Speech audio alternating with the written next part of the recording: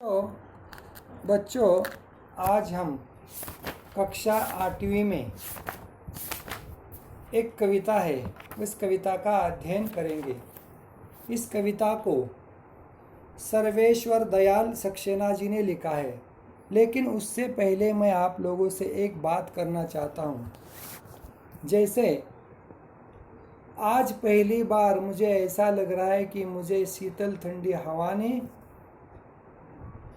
रुकने के नहीं बल्कि उठकर चलने के लिए कहा है। कक्षा 8वीं की जो कविता है पन्ना नंबर 37 पर, इस कविता का नाम है आज पहली बार। सर्वेश्वर दयाल सक्सेना जी ने इस कविता को लिखा है, लेकिन इस कविता को कवि को आज पहली बार ऐसा क्यों लग रहा है, किस लिए लग रहा है, इसकी जानकारी इस कविता में हमें लेनी है। कभी कभी ऐसा होता है, हम रुकते हैं जिंदगी के कुछ पल के लिए, कुछ क्षणों के लिए हम क्या करते हैं, रुकते हैं। तो एक रुकने का जो हमारा नज़रिया है वो हमें क्या सिखाता है। जैसे कि यहाँ पे सर्वेश्वर दयाल सक्सेना जी कहते हैं कि आज पहली बार मुझे क्या लग रहा है, इसका अध्ययन हमें इस कविता में करना है। कि आज पहली बार थकी शीतल हवा ने शीश मेरा उठाकर चुपचाप अपनी गोदी में रखा। देखो, आज पहली बार मुझे ऐसा क्यों लग रहा है कि बहती हुई शीतल हवा ने शीश मेरा उठाकर चुपचाप अपनी गोदी में रखा हूँ, क्योंकि मैं आज इतना थक गया हूँ कि मुझे ऐसा लग रहा है कि ये ठंडी हवा, शीतल हवा मेरा शीश उठाकर चुपचाप अपने गोदी में रख कर मुझे और मेरे जलते हुए मस्तक पर कांपता सा हाथ रख कर कहा। कांपता सा यानी थरथराना, जलता हुआ यानी तपे हुए, गोद में यानी अपने तपे हुए सर पे हाथ रखकर मुझे ये हवा बता रही है, कह रही है कि थके हुए हो, परिश्रम कर के रुके हुए तो थोड़ा विश्राम कर लेना और फिर आगे बढ़ना। आज पहली बार थकी शीतल हवा ने शीश मेरा उठाकर चुपचाप अपनी गोदी में रखा और कहा, मुझे ऐसा क्यों लग रहा है कि इस ठंडी शीतल हवा ने मेरा सर उठा के अपनी गोदी में ले आया और उसे मेरे तपते हुए मस्तक पर हाथ रखकर, कांपता सा हाथ रखकर कह रही है कि थके रहे तो थोड़े आराम करना, फिर आगे बढ़ना। आदमी को जीवन में कई बार निराशाएं आती है। इस निराशा से हम थकते हैं, रुकते हैं, लेकिन इस थके हुए शरीर को, रुके हुए शरीर को एक हवा में क्या करती है, बताती है कि आज पहली बार मुझे ऐसा लग रहा है कि थकी शीतल हवा ने शीश मेरा उठाकर मेरे शरीर पर, मेरे मस्तिष्क पर हाथ रखकर थरथराता हुआ कांपता सा हाथ रखकर कहा है, विश्राम करो और फिर आगे बढ़ो। सुनो मैं भी पराजित हूँ, सुनो मैं भी बहुत भटकी हूँ। और वो हवा कहती है, मुझे गोदी में लेकर कहती है, मेरे तपते हुए मस्तक पर हाथ रखकर कहती है, सुनो मैं भी पराजित हुई हूँ। कई बार मैं जीवन में पराजित हुई हूँ, लेकिन मैं आपकी तरह रुकती नहीं, थकती नहीं। मेरे पास जो शीतलता है मैं उसे देती हूँ दूसरों को, इधर उधर भटकती हूँ। सुनो मैं भी पराजित हुई यानी हार मानना। सुनो मैं भी बहुत भटकी हूँ नहीं इधर उधर घूमना। कई बार ठंडी हवा क्या होती है, इधर उधर घूमती है, पराजित होकर भी वो रुकती नहीं है, दूसरों को सुख देती है। सुनो मेरा भी नहीं कोई, सुनो मैं भी कहीं अटकी हुई हूँ, रुकी हुई हूँ। देखो, तुम जैसे परिश्रम करने के बाद जीवन में थक गए, उसी प्रकार मैं भी थक जाती हूँ। पराजित होती हो, भटकती हो, इधर उधर भटक कर भी मैं रुकती नहीं हो। मेरा भी मन कई बार कहता है कि मैं भी अटकी हुई हूँ, रुकी हुई हूँ, लेकिन फिर मैं क्या करती हूँ, दूसरों को शीतलता प्रदान करने के लिए, देने के लिए, दूसरों को सुख बांटने के लिए, फिर रुकने के बाद, थोड़ा आराम करने के बाद फिर मैं चलती हूँ। इसलिए आपको भी चलना है। विश्राम करने के बाद हार मानकर नहीं रुकना है, विश्राम लेना है और फिर आगे बढ़ना है। आज पहली बार थकी शीतल हवा ने मुझे मेरा शीश उठाकर गोदी में रखा चुपचाप, और मेरे जलते हुए तपे हुए मस्तिष्क पर कांपता हुआ हाथ रखकर उसने कहा, सुनो मैं भी पराजित हूँ, सुनो मैं भी भटकी हुई हूँ, सुनो मेरा भी नहीं है कोई, सुनो मैं भी कहीं अटकी हूँ।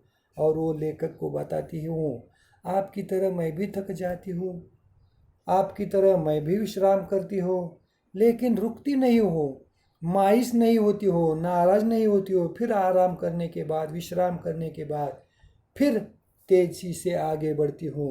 पराजित होती हो फिर भी रुकती नहीं, इधर उधर भटकती हूँ फिर भी रुकती नहीं।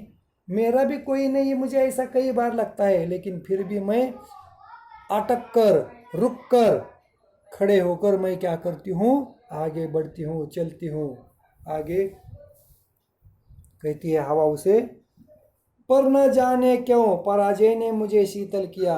देखो, वो कहती है आज पहली बार मैं भी पराजित हुई हूँ, थकी हुई हूँ, रुकी हुई हूँ, अटकी हूँ, भटकी हूँ, और मुझे भी लग रहा है, पर न जाने क्यों पराजय ने मुझे शीतल किया, पराजय ने मुझे ठंडा किया। विश्राम लेने के बाद मैं फिर जीवित हुई हूँ, फिर आगे बढ़ने के लिए मैं दौड़ रही हूँ, गति से आगे बढ़ रही हूँ।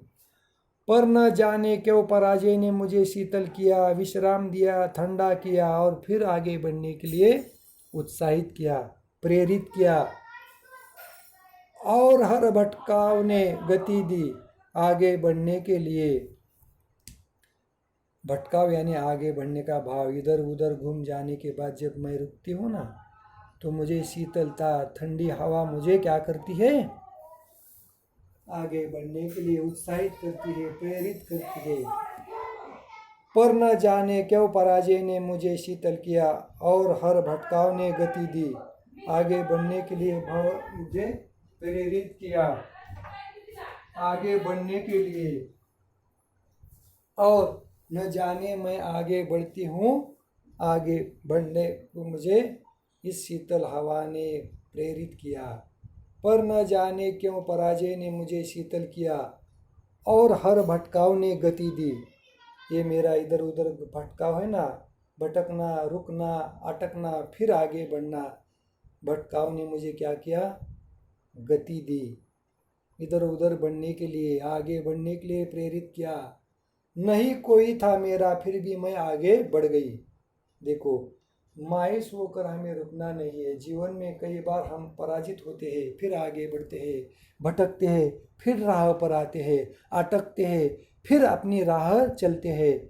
न जाने मुझे पराजय ने ठंडा किया, फिर आगे बढ़ने के लिए उत्साहित भी किया। भटकाव यानी इधर उधर भटक कर थकने के बाद, विश्राम करने के बाद, इसी ठंड हवा ने मुझे गति दी। न कोई था मेरा, फिर भी मैं आगे बढ़ी, इसी से सब हो गए मेरे, मैं स्वयं को बांटती ही फिरी। इससे सब मेरे हो गए, और फिर ये मेरे हुए लोगों को मैं क्या करती हूँ, स्वयं को बांटती फिरती हूँ, लोगों को शीतलता प्रदान करती हूँ, लोगों को आगे बढ़ने के लिए उत्साहित करती हूँ। कितने भी मैं थकी, रुकी, भटकी, इधर उधर घूमी, फिर भी मैंने मेरा काम नहीं छोड़ा है। और तुम्हें क्यों ऐसा लग रहा है कि आज की पहली बार मैं रुका हूँ? मैं स्वयं को बांटती ही फिरी, किसी ने मुझको नहीं यति दी। यति यानी विश्राम।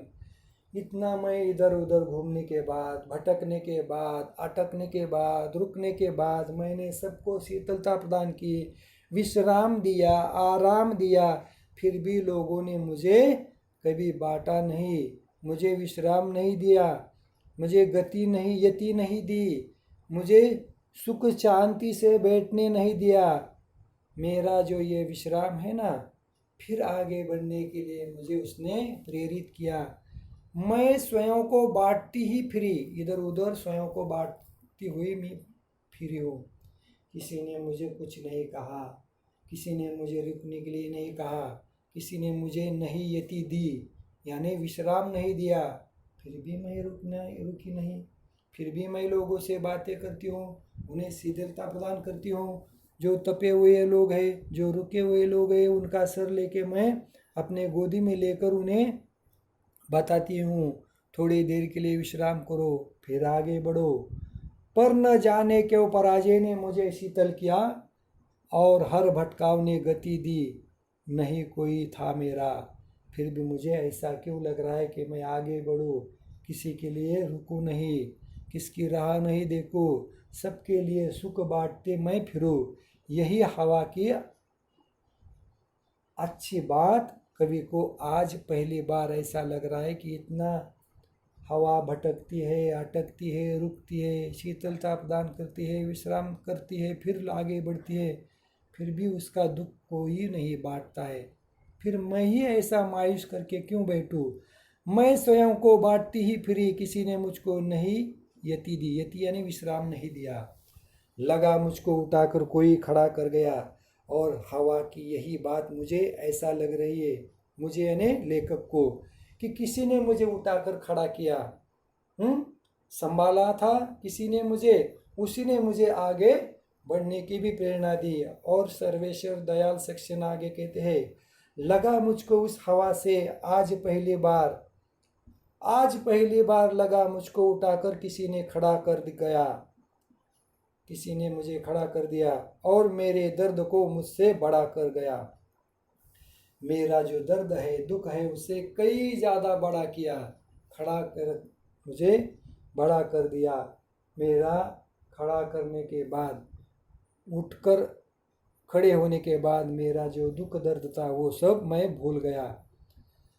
आज पहली बार मुझे ऐसा लगा उस हवा की शीतलता को, ठंड को लेकर, उसके भटकते रुकते हुए, हटकते हुए भटकाव की वजह से, उसके सुख बांटने की वजह से मुझे ही ऐसा लगा कि किसी ने मुझे इस मायूस भरी जीवन से उठाकर खड़ा किया।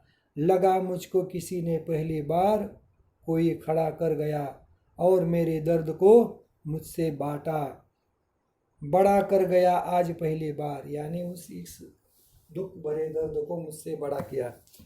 यहाँ पर सर्वेश्वर दयाल सक्सेना जी अपनी कविता के माध्यम से ये हमें बताते हैं, सीख देते हैं कि जीवन में कितनी भी पराजय हमारे सामने क्यों ना आए, जीवन से हम कितना ही मायूस क्यों ना हो, जीवन से कितना भी हम थके क्यों ना हो, फिर हमें उठकर उस हवा की तरह आगे बढ़ना है। हवा किसी से कभी कुछ नहीं शिकायत करती, सबको शीतलता प्रदान करती है, सुख बांटती फिरती है, रुकती है फिर आगे बढ़ती है, भटकती है, अटकती है, फिर आगे बढ़ती है, पराजित होती है फिर भी आगे बढ़ती है। भटकाव के माध्यम से किसी ने उसे यति नहीं दी, किसी ने उसे रुकने के लिए नहीं कहा, किसी ने उसका विश्राम नहीं बांटा, सभी ने उसे दुख दर्द दिया, फिर भी वो आगे बढ़ती ही जाती है। हवा का यही रुख कवि को अच्छा लगता है, और कवि कहता है आखिर में, लगा मुझको उठाकर किसी ने खड़ा किया, मेरे दुख दर्द को बांटा है, मेरे दुख दर्द को कम किया है। विश्राम करने के बाद मैं भी अब पराजित होने के बाद भी आगे बढ़ूंगा, किसी के लिए रुकूंगा नहीं, सबको सुख प्रदान करूंगा, सबको साथ लेकर मैं आगे बढ़ूंगा। इसलिए आज पहली बार इस कविता के माध्यम से कवि हमें कहते हैं, सर्वेश्वर दयाल सक्सेना जी कहते हैं, मुझे ऐसा लग रहा है, आज पहली बार ऐसा लग रहा है, आज पहली बार थकी शीतल हवा ने शीश मेरा उठाकर चुपचाप अपनी गोदी में रखा और जलते हुए तपते हुए मस्तक पर हाथ कांपता सा हाथ रखकर कहा, सुनो मैं भी पराजित हूँ, सुनो मैं भी बहुत भटकी हूँ, सुनो मेरा भी नहीं कोई, सुनो मैं भी कहीं अटकी हूँ, फिर भी मैं आगे बढ़ती हूँ। पर न जाने क्यों पराजय ने मुझे शीतल किया, पर न जाने क्यों पराजित होने के बाद भी फिर मैं जीवित हुई। पराजित की शीतल हवा ने फिर मुझे आगे बढ़ने के लिए प्रेरणा दी। पर न जाने क्यों पराजय ने मुझे शीतल किया और हर भटकाव ने गति दी। भटकाव ने गति दी इसका मतलब है आगे बढ़ने के लिए उत्साहित किया। नहीं कोई था मेरा, इसी से सब हो गए मेरे। मैं स्वयं को बांटती ही फिरी, किसी ने मुझको नहीं यति दी। यानी इतना सब करने के बाद में किसी ने मुझे समझा नहीं, फिर भी मैं स्वयं बांटती रही, फिरती रही। किसी ने मुझे विश्राम करने के लिए तक नहीं कहा। इसी हवा की बात से आज पहली बार कवि को लग रहा है, सर्वेश्वर दयाल सक्सेना जी को, और वे कहते हैं, लगा मुझको उठाकर कोई खड़ा कर गया, मेरे दर्द को मुझसे बड़ा कर गया। आज पहली बार थकी शीतल हवा ने कहा, शीश मेरा उठाकर चुपचाप अपने गोदी में रखा और जलते हुए मस्तक पे हाथ पर रख कर कहा, विश्राम करो, पराजित होने के बाद रुको नहीं, आगे बढ़ो, आगे ही बढ़ते रहो। इस तरह से इस छोटी सी कविता में सर्वेश्वर दयाल सक्सेना जी ने कहा है, शीश यानी सर पर हाथ रखकर, मस्तक यानी माथे पर, पराजित यानी हारी हुई, भटकी हुई यानी इधर उधर घूमती हुई, अटकी हुई यानी रुकी हुई, पराजय यानी हार से हवा कभी रुकी नहीं, थकी नहीं, अटकी भटकी फिर भी आगे बढ़ी। किसी ने उसका विश्राम बांटा नहीं, फिर भी वो आगे बढ़ी। अपने जीवन में कई बार उतार चढ़ाव आने के बाद भी उसने कभी पीछे मुड़कर नहीं देखा, रुका, सहा, पराजित हुई, हटकी भटकी, लेकिन हटकी भटकी रुकी हवा फिर संभली। शीतल हवा की तरह उसने दूसरों को आराम दिया, शीतलता प्रदान की, लेकिन कभी रुकी नहीं। इस कविता में कुछ शब्द आए हैं जिसका जिक्र यहाँ पर करना जरूरी है। शीश यानी सिर, मस्तक यानी माथा, पराजित यानी हारी हुई, भटकी यानी इधर उधर घूमी हुई, अटकी यानी रुकी हुई, पराजय यानी हारी हुई, गति यानी आगे बढ़ती हुई, यति यानी विश्राम। इस तरह से इस कविता के माध्यम से कवि यहाँ पर हमें जीवन में कभी पराजित हो गए हो तो मायूस नहीं होना चाहिए। आराम करने के बाद फिर हमें उस गति से आगे बढ़ना है, दूसरों को सुख देना है, रुकना है, भटकना है, दूसरों को सुख देकर हमें आगे बढ़ना है, न कि एक जगह पर रुकना है। यही बात हमें आज पहली बार इस कविता के माध्यम से कवि बताना चाहते हैं।